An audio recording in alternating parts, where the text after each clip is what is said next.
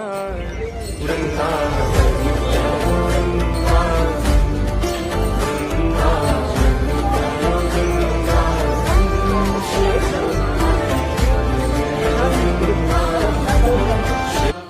गुप्ता जी, महाराज जी आपके चरणों में कोटि कोटि प्रणाम।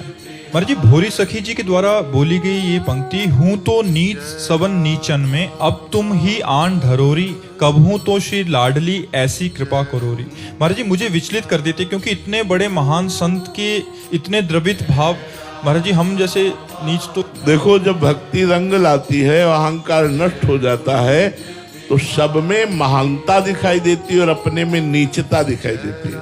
देखो, सूरदास जी महाराज इतने बड़े महापुरुष हैं कि स्वयं भगवान सामने बैठ करके पद सुनते हैं और वो आंख मूंदे हुए पद सुनाते हैं। वाह वाह, स्वयं भगवान करते हैं, बाबा और सुनाओ।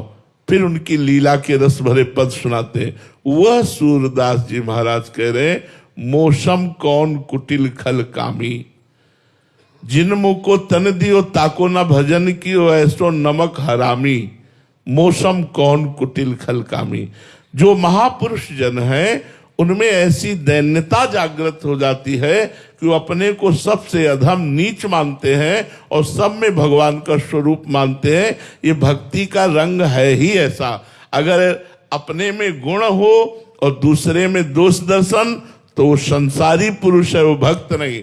अपने में दोष दर्शन, दूसरे में गुणों का दर्शन, ये भक्त का लक्षण है। इसलिए भक्ति का रंग ही है तृणादपि सुनीचेन तरोरियु सहिष्णुना अमानिना मान देन कीर्तनिया सदा हरि। अपने को तृण से नीच समझना और सबको सम्मान देना, वृक्ष के समान सहनशील होना, किंचन मात्र भी सम्मान ना चाहना, निरंतर भगवान का सुमिरन करना, ये सब भक्त में आ जाता है। जो ईमानदारी से सच्चाई से भगवान का भजन करते हैं उनके हृदय में ऐसा ही होता है। सोचो, दंडकारण्य के समस्त ब्रह्म ऋषियों का त्याग करके भगवान सबरी माता के पास जाते हैं।